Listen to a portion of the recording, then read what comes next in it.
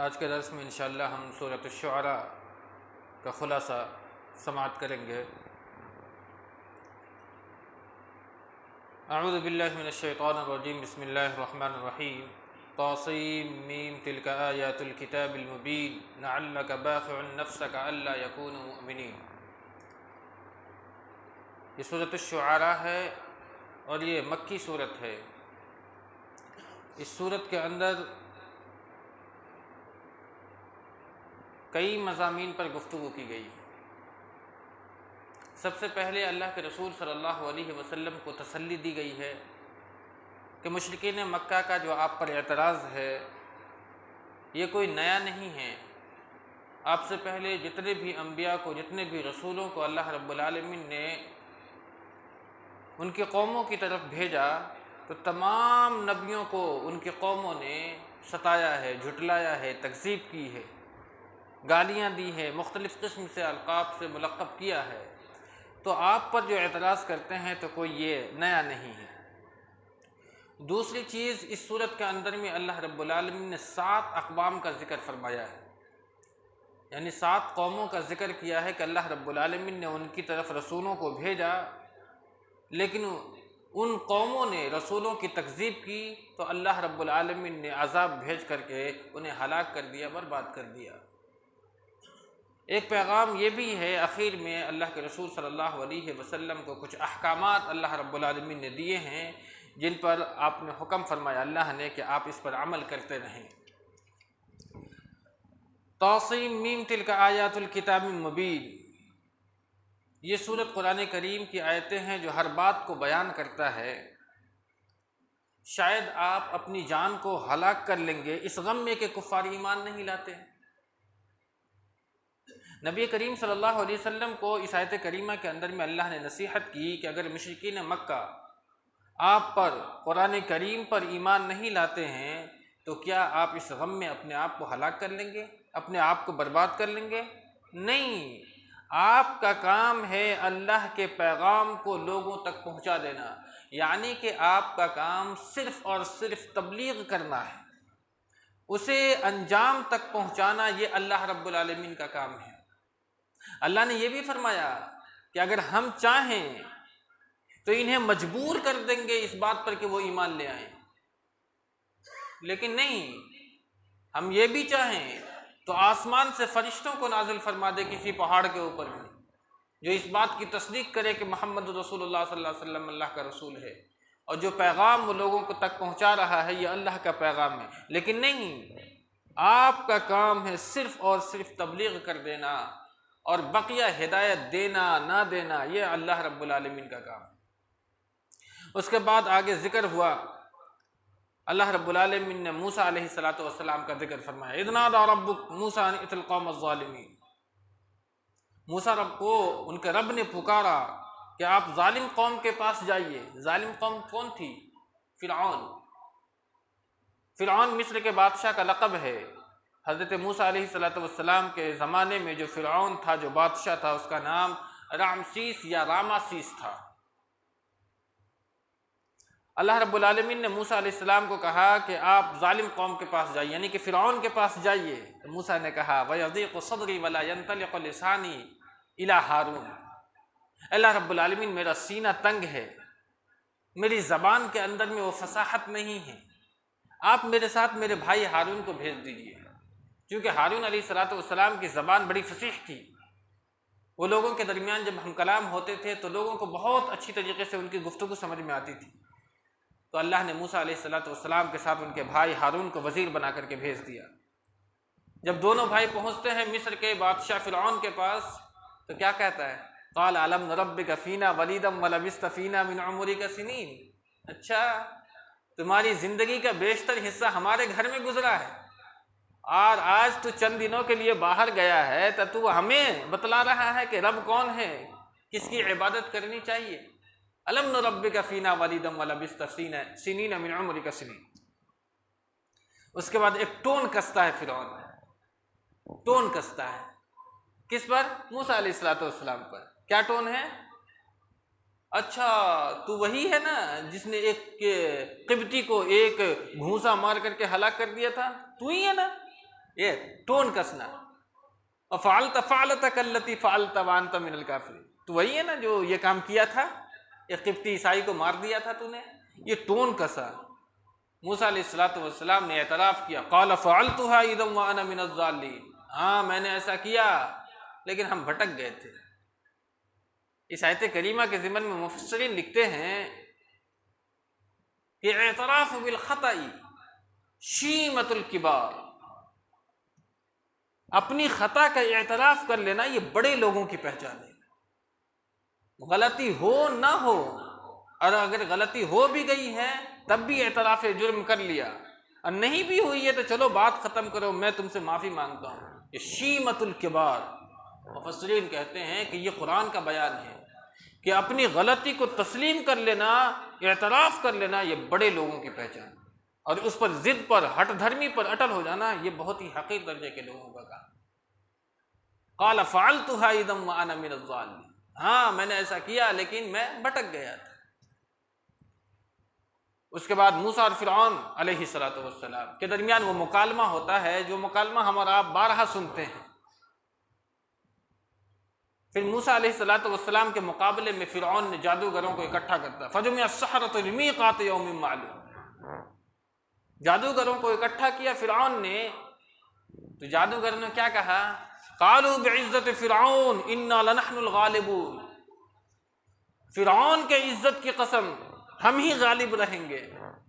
اس آیت کریمہ کے ضمن میں مفسرین لکھتے ہیں کہ جس نے بھی اللہ کی عزت کو چھوڑ کر کے، اللہ کے دین کو چھوڑ کر کے کسی دوسری جگہ جا کر کے عزت تلاشنے شروع کی، اللہ رب العالمین نے اسے اس دنیا کے اندر میں ذلیل اور خوار کر دیا. اللہ کے علاوہ دوسروں سے پناہ مانگنا، دوسروں کی پناہ میں آنا، اس شخص کو اللہ رب العالمین اس دنیا کے اندر میں ذلیل اور خوار کر دیتا ہے. اور کیا اللہ رب العالمین نے؟ قسم کھانا ہے تو رب کی عزت کی قسم کھاؤ، انسان کی عزت کی قسم کیا کھانا؟ وہ کھایا بعزت فرعون انا لنحن الغالب، لیکن ہلاک ہوا. اللہ نے ذلیل کیا اسی وقت. اور ذلیل کرنے کے بعد جب موسیٰ علیہ السلام نے اپنی لاٹھی ڈالی، اس کے سارے جادو کو موسیٰ علیہ السلام کی لاٹھی نے کھا لیا. پھر فرعون نے اپنا پینترا بدلا اور کہا اچھا فلسوف تعلمون، پہلے کہا انہ لکبیرکم الذی علمکم السحر، اچھا تو جادوگر ہے، یہ تمہارا بڑا جادوگر ہے، تم لوگوں نے آپس میں میل جول کر لیا ہے ہمیں ہرانے کے لیے، تم مجھے جانتے نہیں ہو. لأقطعن أيديكم وأرجلكم من خلاف ولأصلبنكم أجمعين، ہم تمہارے ہاتھ کاٹ دیں گے، اس کے خلاف تمہارے پاؤں کاٹ دیں گے، یعنی کہ تمہارے داہنے ہاتھ تمہارے بائیں پاؤں کو کاٹ دوں گا. لیکن سارے جادوگروں نے تو ایمان لے آیا. قالوا آمنا برب ہارون و موسیٰ. اس وقت جادوگروں کا جو جواب ہے، کیا جواب ہے؟ یہ کہتے ہیں ایمان کا پورا رسگلہ کھایا ہوا ہے، ایمان کی حلاوت ہی محسوس نہیں کی تھی، پورا ایمان ہی کھا لیا تھا ان لوگوں نے. فرعون نے جب یہ کہا کہ ہم تمہارے ہاتھ پاؤں کاٹ دیں گے، تمہارے سوری پر لٹکا دوں گا، تو کیا فرمایا؟ لا ضیر انا الی ربنا لمنقلب. وی ڈونٹ کیئر، کوئی پرواہ نہیں ہمیں اس بات کی کہ تم ہمیں کیا کرو گے. موت سامنے دکھائی دے رہی ہے، موت سامنے ہو اور ایمان پر استقامت ہو تو گویا کہ آپ نے ایمان کی وہ پوری لذت کو حاصل کر لیا ہے.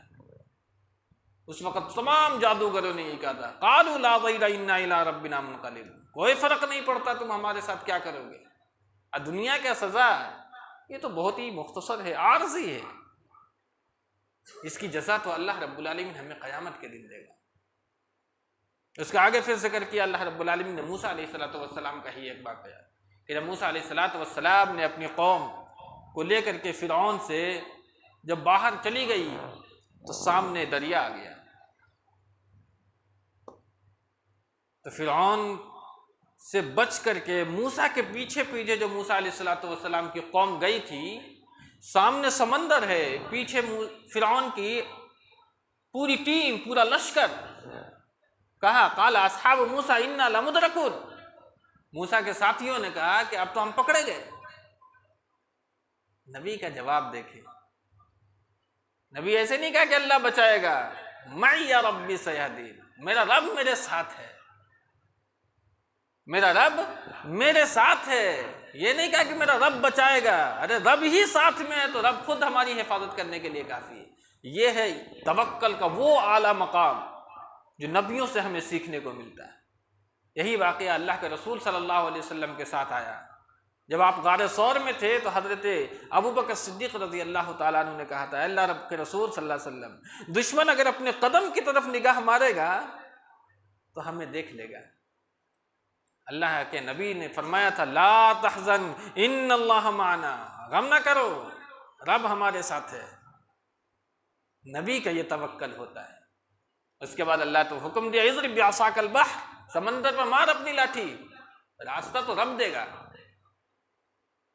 فانفلق فکان کل فرق کالطود العظیم، سمندر پر اللہ کے موسیٰ علیہ السلام نے لاٹھی ماری، سمندر نے راستہ دیا۔